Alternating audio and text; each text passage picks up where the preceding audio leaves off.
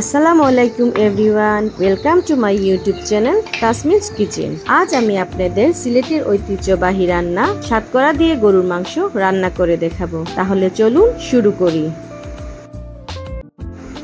এখানে আমি 1 কেজি গরুর মাংস নিয়েছি। এখন এতে পরিমাণ মতো পেঁয়াজ কুচি, হাফ চামচ পেঁয়াজ বাটা, হাফ চামচ রসুন বাটা, হাফ চামচ আদা বাটা দিয়ে দেব।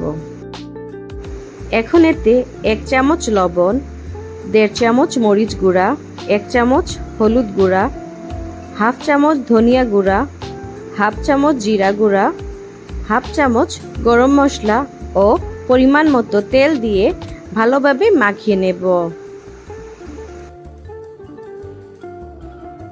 আমি এখানে আরও কিছু আস্ত দারচিনি ও এলাচ দিয়েছি। এখন চুলায় পাতিলটি বসিয়ে দেব। এখন কয়েক টুকরা সাতকরা দিয়ে 10 মিনিটের জন্য রেখে দেব। 10 মিনিট পর নেড়েচেড়ে এতে আস্ত শুকনো মরিচ দিয়ে দেব।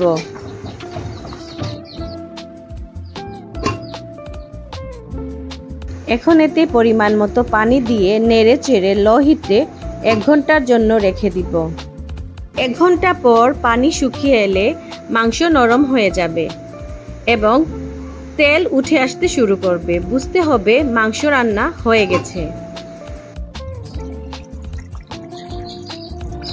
এই তো তৈরি হয়ে গেল মজাদার সাতকরা দিয়ে গরুর মাংস রেসিপি। ভালো লাগলে রেসিপিতে লাইক দিবেন, শেয়ার করবেন এবং আমার চ্যানেলে যারা নতুন আমার চ্যানেলকে সাবস্ক্রাইব করে পাশে থাকবেন। আল্লাহ হাফেজ।